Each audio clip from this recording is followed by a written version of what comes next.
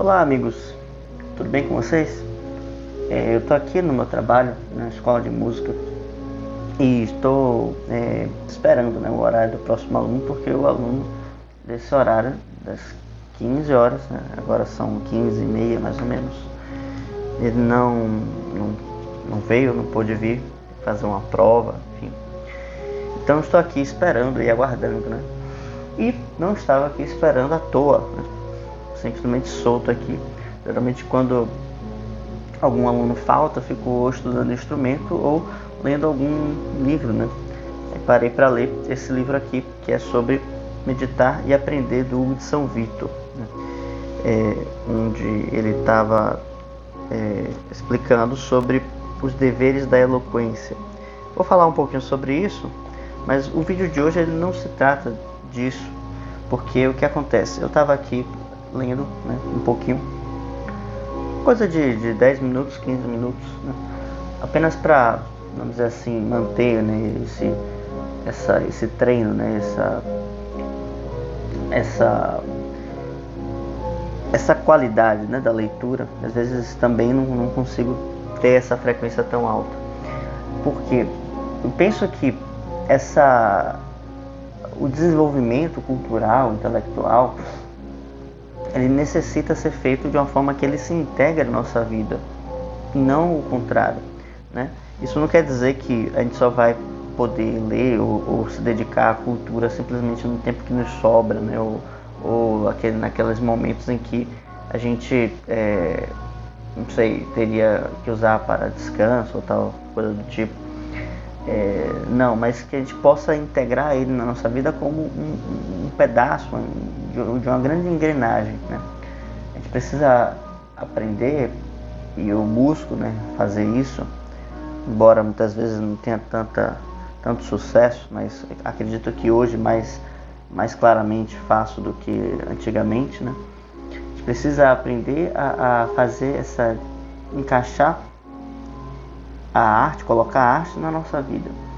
Na medida em que nós coloquemos a arte na nossa vida, na medida em que nós coloquemos a cultura na nossa vida, isso vai ficar mais natural para nós. De forma que vai ser um movimento que vai nascer de dentro para fora, um movimento que vai fazer com que se possa entregar a sua essência, como uma espécie de semente que nós plantamos no nosso coração, na nossa alma, e isso vai se desenvolvendo pouco a pouco, certo? Na medida em que isso vai se desenvolvendo, a gente tem a capacidade de transformar isso em nós e ter uma visão própria sobre essas coisas, Tá? Então, quando eu penso na ideia do poeta que pode escrever sobre qualquer elemento do seu dia, isso se torna mais factível no momento em que a gente consegue colocar também ao longo do dia momentos em que nós possamos refletir, momentos em que nós podemos pegar um livro, pegar um poema, uma obra, Eu trouxe também aqui comigo Dom Casmurro de Machado de Assis, pegar e fazer uma leitura e entrar nesse nosso espaço intelectual, onde nossa consciência começa a se manifestar de maneira mais autônoma, mais própria, e não de forma mecânica, Então, esses momentos em que nós colocamos essas doses culturais, esses elementos artísticos, são momentos em que nós também quebramos nosso automatismo, nossa rigidez, muitas vezes. Ainda que se coloque a leitura enquanto um hábito, eu não gosto tanto dessa ideia de hábito, por conta de que tudo que é hábito ele vai se encaixando na nossa vida como uma mecanicidade que a gente adquire, Então tudo aquilo que eu já domino, eu tenho um certo hábito nisso, seja o hábito de dirigir, seja o hábito de andar, Nós não paramos para pensar o que temos que fazer, nós simplesmente repetimos isso de maneira inconsciente, Então, todas as maneiras todos os movimentos que eu faço, que já são hábitos para mim, eles não se integram à minha consciência, não geram um trabalho de consciência, né? Então, e a consciência vai nascer justamente de um impacto, onde nós vamos precisar nos deter sobre um elemento, sobre alguma coisa e tirar daquilo um sentido. Não um sentido óbvio ou um sentido puramente lógico, né, ou causal, do tipo, se tem uma goteira no teto, ela vai formar uma poça, né? E se eu passo por essa poça, é improvável que eu escorregue, né? Então, eu preciso então logicamente secar, né, os meus pés. Não estou falando exatamente disso, mas e aí a leitura entra como um aliado nesse processo, leia um trecho, uma frase, algo que esteja ali carregada de sentido e aprender a decifrar esse sentido, né? Quando, por exemplo, ele fala aqui o Hudson Bíblia fala que a gente pensa que o discurso ou toda exposição é composta de 3 partes, que é a letra, o sentido e a sentença, né? Ele fala que a letra é a ordenação apropriada das palavras, o qual também chamamos de construção, que nada mais é a construção de uma frase após a outra, né? De uma palavra, melhor dizendo, uma palavra após a outra, né?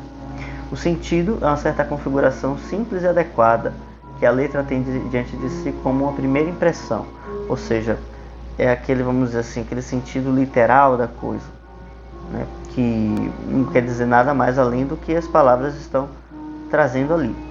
E depois a sentença corresponde a uma intelecção mais profunda, a qual não pode ser encontrada senão pela exposição ou pela interpretação.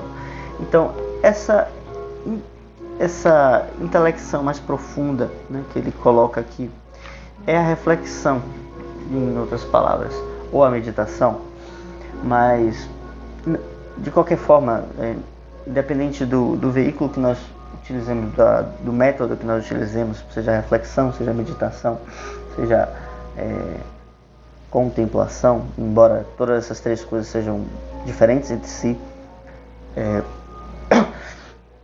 essa intelecção ela é um olhar mais detido e mais consciente sobre aquilo que nós estamos pensando.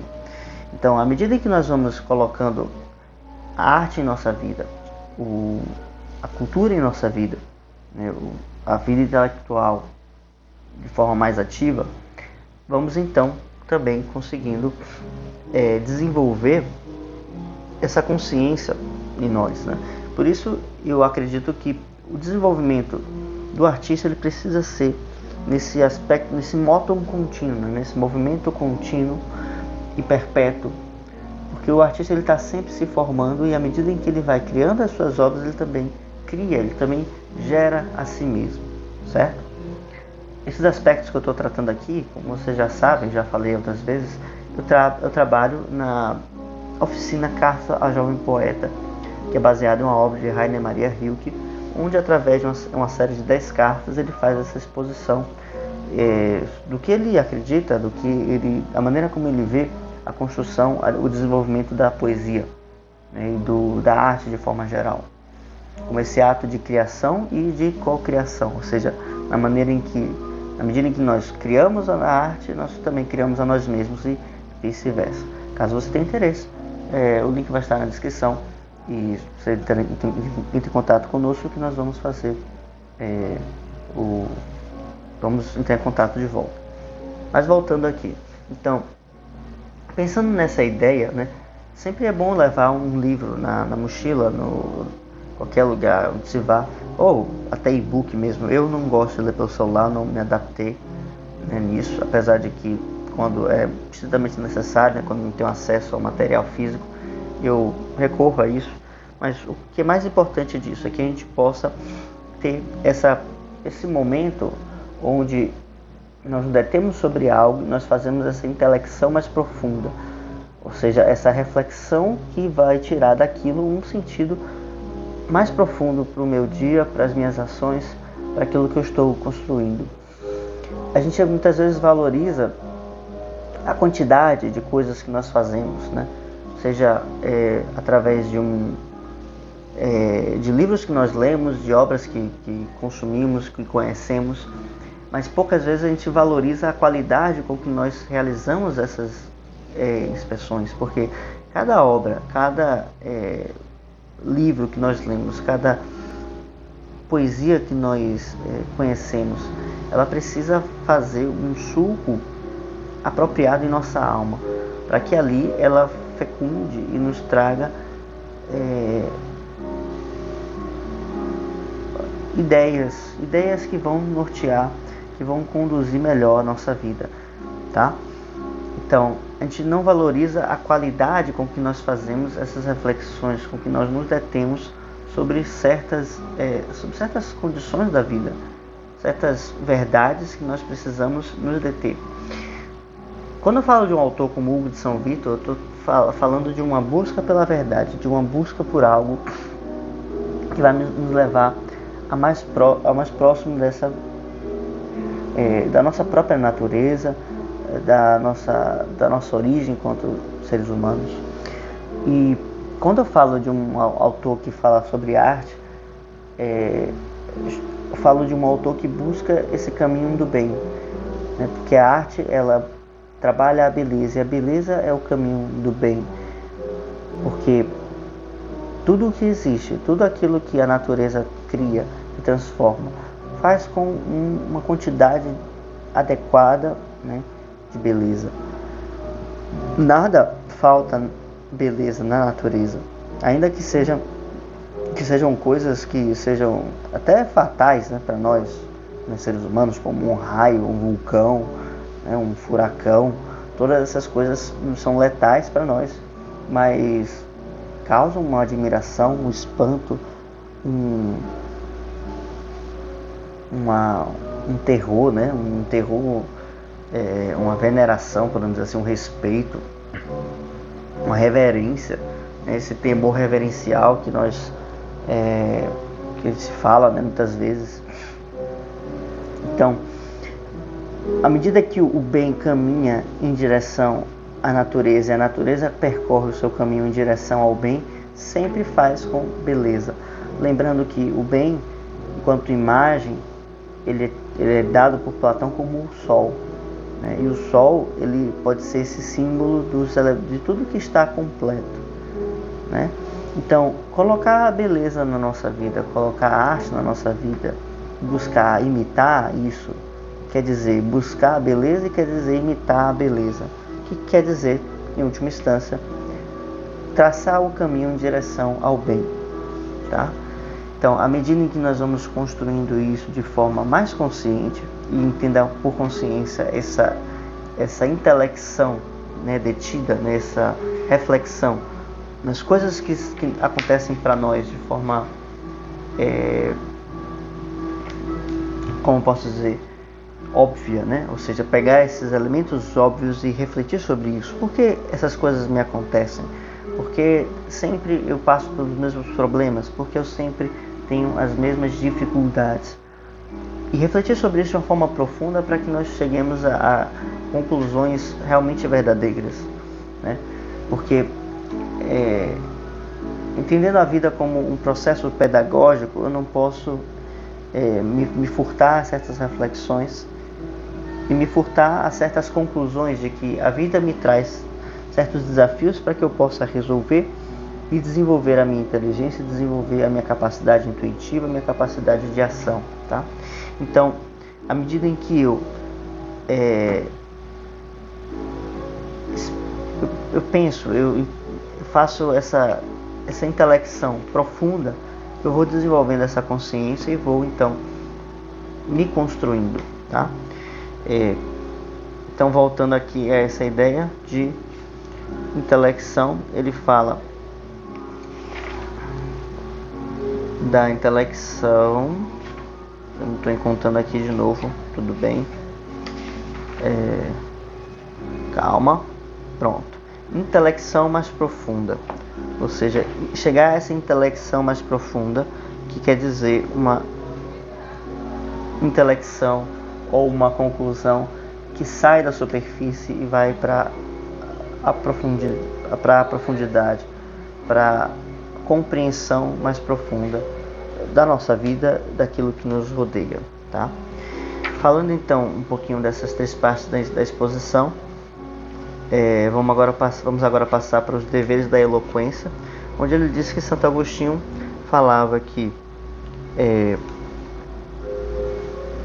o homem eloquente deve aprender a falar de tal modo que ensine, agrade e convença. Eu poderia fazer um vídeo só sobre esses 3 tópicos: ensinar, agradar e convencer. Mas vamos ficar só com esse pedacinho aqui de vídeo para finalizar essa ideia: ensinar, agradar e convencer. Muitas vezes a gente pensa assim enquanto professor, enquanto um mestre e talvez quanto autoridade. Eu preciso chegar ao outro e ensinar, agradar e convencer. Ensinar, agradar e convencer, para que ele tenha uma boa impressão de mim. Ok, não está errado pensar assim, mas o primeiro passo que nós devemos fazer é ensinar, agradar e convencer a nós mesmos, tá? Por ensinar, a gente tem que sempre nos desafiar a compreender mais coisas, né? Intelectualmente falando, né? Chegar a melhores conclusões, fazer exames dialéticos mais detidos, mais profundos, para que a gente possa realmente perceber se compreendeu ou não um assunto, né? Existem técnicas que podemos fazer para se utilizar disso, podemos utilizar para chegar a essas conclusões, né? E o método é mais ou menos como um método de ensino musical, onde a gente precisa repetir e qualificar e lapidar e melhorar sempre. Agradar, vamos colocar aqui como um elemento que agrade nosso eu profundo, que busca as virtudes, ou seja, uma verdade que agrade o nossa sede de bondade, de fazer o bom e o bem para o próximo e para nós mesmos. E quando falo de realizar o bem, eu falo sempre em um sentido que desafia a nossa preguiça, desafia a nossa luxúria, desafia a nossa inércia, a nossa gula, né?